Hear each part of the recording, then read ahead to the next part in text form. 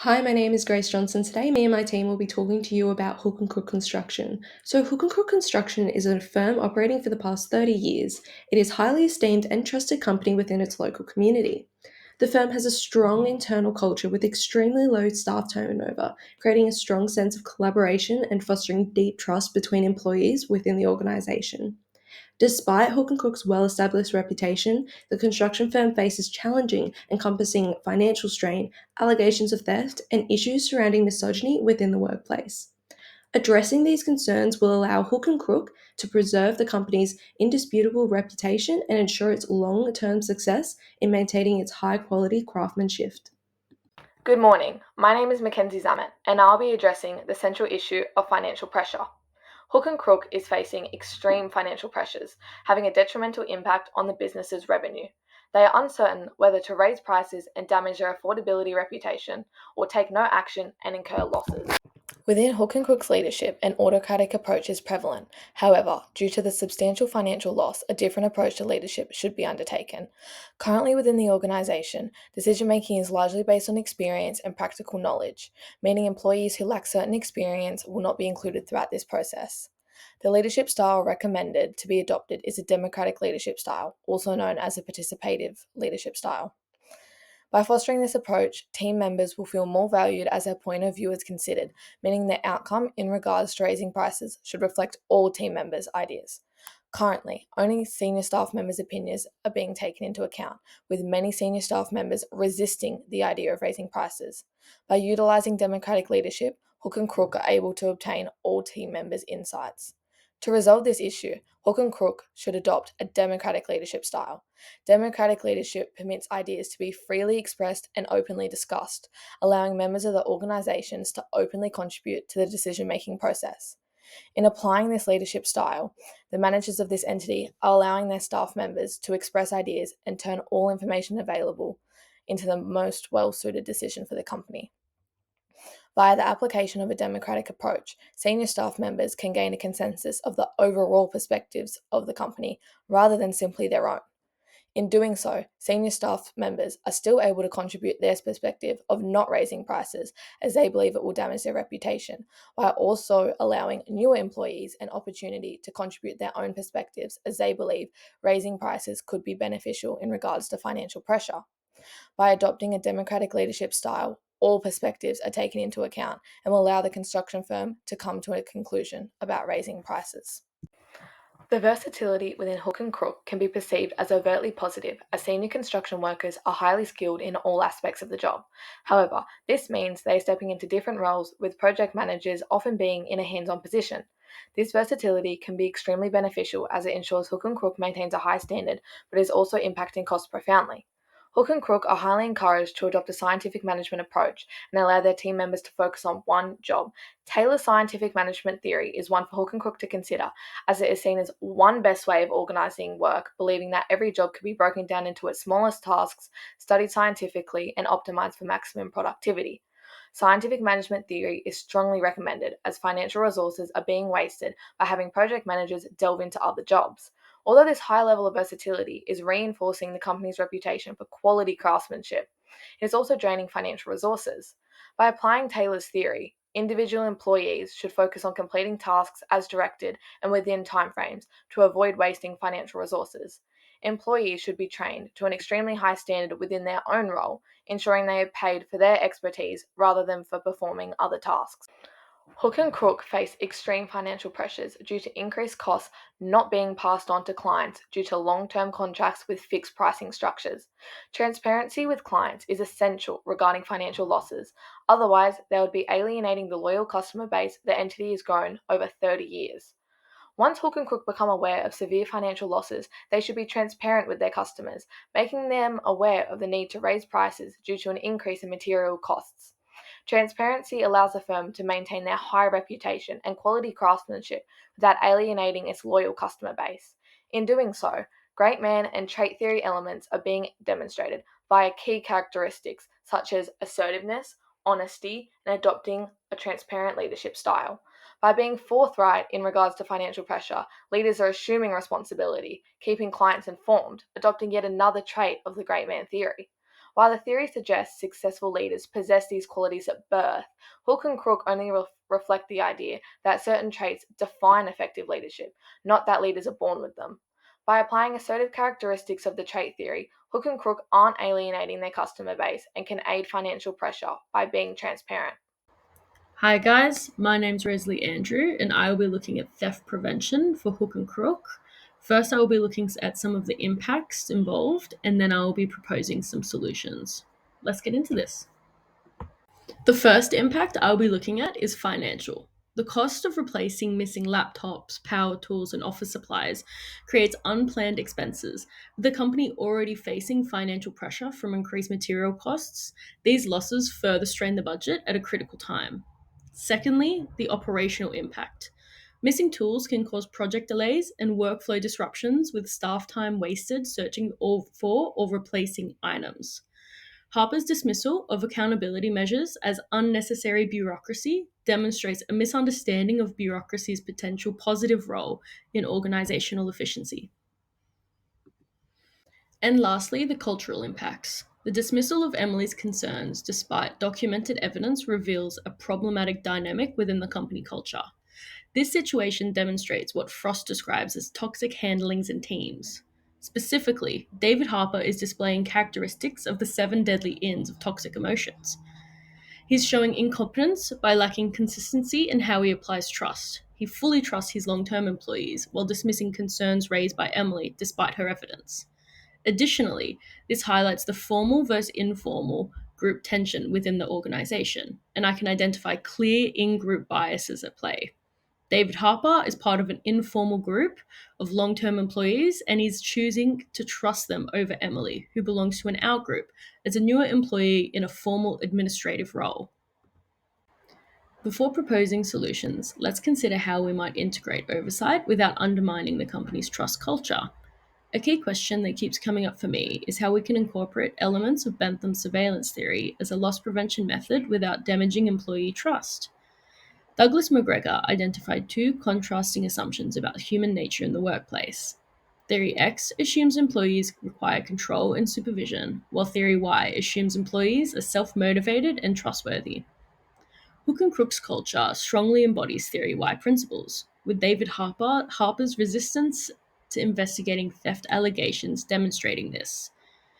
The Theory Y approach has successfully built a strong culture over 30 years, but it's creating a blind spot where legitimate concerns are dismissed without proper consideration. The challenge isn't to abandon Theory Y principles, but to balance them with appropriate accountability systems that preserve trust while addressing practical concerns. Based on this understanding, I propose two solutions. The first, a trust preserving accountability system, where we start a sign in, sign out rule for all tools and equipment. The key is framing this as being about tool availability rather than tracking individuals. By positioning this as professional rather than the lack of trust, employees will experience the benefits of oversight without feeling watched by managers or cameras. Additionally, this approach draws on social facilitation theory, which shows that people often perform better at tasks when they know others are present. Employees may be encouraged to follow proper procedures through the awareness that others in the team will know who has the equipment. The second solution is establishing a formal reporting system requiring written responses with an escalation procedure when issues aren't addressed. This ensures concerns can't easily be dismissed by a single manager. Currently, David Harper is using an avoiding management style to address intergroup conflict. In this case, it is between David, representing the trusted long term employees, and Emily, whose formal administrative authority is being undermined. The solution implements a problem solving management style where concerns are addressed while maintaining respect for all parties involved. Hello, my name is Grace Johnson, and I will be speaking on the third issue found within Hook and Crook Construction. So, Hook and Crook Construction is currently dealing with issues of creating a toxic work environment for some employees, specifically the women within their company. This toxicity is caused due to toxic group dynamics, misogyny, and insensitivity towards the seven ins theory. So, group dynamics refers to the underlying attitudes, perceptions, and behaviors of groups. So within this organization, there is clear toxic attitudes and behaviors that are affecting the group bias and creating what is called in-group bias. In-group bias is when individuals favor or value the opinion of a specific group or person over another when making decisions. This concern arises from the fact that at 1 p.m., senior staff members leave the office early to enjoy a round of golf, staying on for drinks well into the evening. Even though this activity does allow for employees to bond and connect outside of work hours, in-group bias can still appear and be created through the effect of leaving certain employees out of this activity. Specifically speaking, employee Emily Carter is left out of this activity constantly. Being the only female employed, this situation creates a misogynistic attitude towards the company. It is stated that being a token in relation to few women in a group of men can lead to social isolation for that woman. The misogyny created within this workplace is due to insensitivity towards the 7 deadly ins. The 7 ins are a way to identify and explain how managers create toxicity within the workplace. The 7 ins can be characterized into 7 sections, but we will be focusing on the 2 seen within this organization, those being insensitivity and infidelity. So, insensitivity can be described as managers with lack of social intelligence. This act of insensitivity is seen within Handicock Construction through their dismissive behaviors towards new additions to the team, especially Emily.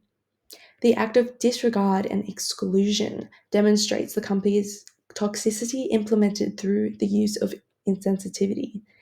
If this further continues, it can cause feelings of resentment, anger, and detachment within this organization, affecting the company's family like morals. Infidelity is another aspect of the 7 ins seen within this company and can be described as managers lacking trust, confidence in their employees. The act of infidelity is seen through the actions of General Manager David Harper, who, as stated within the case study, often dismisses her concerns as unnecessary fuss, this relating to Emily. This dismissal is due to the lack of trust David Harper has in his employees, specifically Emily. If these attitudes and issues continue within the workplace, the company may gain a reputation of being misogynistic within their company, affecting their morals and their reputation. Good morning. My name is Sarah Leffley, and I'm going to be dissecting the impacts of misogyny in the workplace at Hook and Crook. As a team, we have identified 3 key impacts of misogyny in the workplace.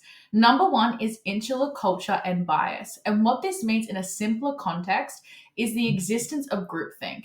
And what groupthink really is creating a notion of bias, confirmation bias, by perpetuating male voices and dismissing female voices, most predominantly Emily in this case scenario. This involves informal exclusion, dismissal of concerns, and a greater focus on tradition over change, which is going to detrimentally impact Hook and Crook in the future. The second impact that we have identified is psychological safety, and this is a result of the dismissal of female voices, particularly in the workplace. And this can occur in a macro and a micro environment in business and absolutely exists in Hook and Crook. This erodes any form of safety that women can feel in the workplace. And leading on from this, we have identified the third and final impact being poor leadership adaptability. This means that Hook and Crook is really stuck in that norming stage of team development, and we're going to advise on the next slide that Hook and Crook should consider developing into a relationship and coming more into a growth phase in business.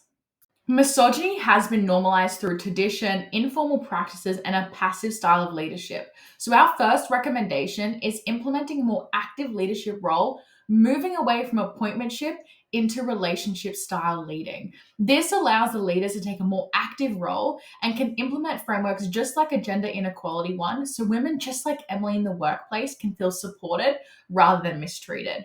Our second recommendation is coaching and mentorship. By providing this fostering of long-term relationships, Emily can then be peered by a senior colleague and develop relationships and rapport to therefore facilitate in-depth discussion. And our third and final recommendation is team development. It is imperative that Hook and Crook move away and enter their performing stage to restructure the team culture. Bonding activities should be inclusive to build rapport and provide more opportunity for women in the workplace. In summary, Hook and Crook are presenting 3 prevalent issues in their company which could absolutely hinder their success and sustainable growth in the future. It is imperative that the company implements these recommendations that have been outlined by myself and my team if they desire to build sustainable growth and overcome the issues of financial pressure, theft, and misogyny. It is our main recommendation that Hook and Crook implement an active and democratic leadership style and approach if they desire sustainable growth and in the future.